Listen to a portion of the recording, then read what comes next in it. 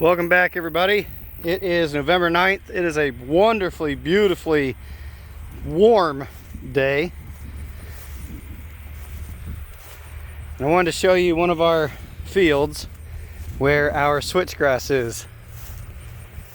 So when the season is really growing, everything cranking, we get into a drought, it's hard to differentiate the switchgrass from the cool season grasses. Obviously the clover is what it is, but you can't really see unless you're looking right down at it. Everything you see here that is brown is the switchgrass. You can see that field over there doesn't have any. Over there where we did plant it, but the sheep didn't give it a rest that first season, so it did not make it. And then way up by the road, past that white barrel, and over by the bees, there's none. But this here and up into there, this is roughly 4 acres during the growing season.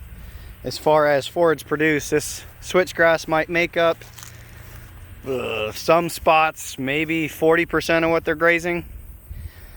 A lot of people say you can't put switchgrass in a cool season pasture. You have to manage it differently, and therefore it won't ever work. If you plan your rotations right, you graze this piece before the switchgrass breaks dormancy in the spring. For our area, most of the time, that's the last week of April. So we're gonna graze this field right up to the last week of April through this piece, not just leave them on here the entirety of April. You guys know we like to rotate. Once it breaks dormancy, you'll see green coming from the crowns of the plant. You pull them off and you graze the rest of your farm.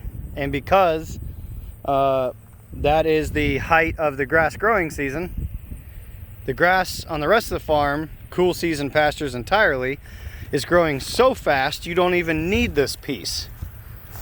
So you let this get bigger and bigger and bigger. You hit this about mid-June, and we grazed it this year. Obviously you can see some of it is completely recovered.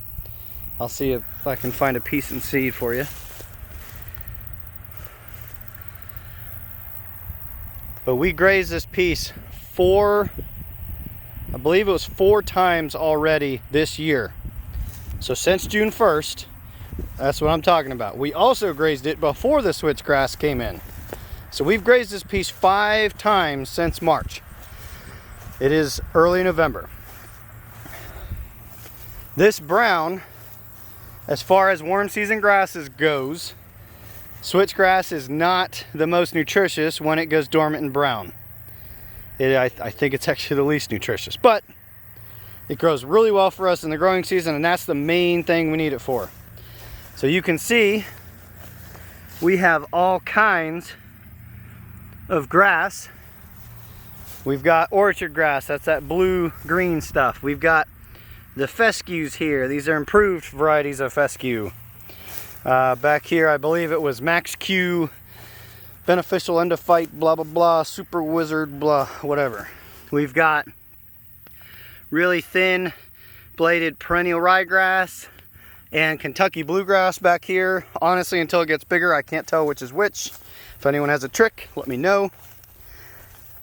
A carpet of clover, both improved varieties and native, large leaf and small. We've got broadleaves. We've got it all. Not all, but a lot. A lot going for us. So do not listen to people when they say you can't have switchgrass or a cool season grass in a cool season pasture. We are in Southwest Ohio, for those who don't know. It is possible, you just have to plan. There's some ryegrass. Beautiful, beautiful, shiny, high sugar. Anyway, if anyone has any questions on how we did this, message us. Go to our Facebook page, like our Facebook page, message us there. And feel free to like and share this video. We are proof that it is possible. Take care.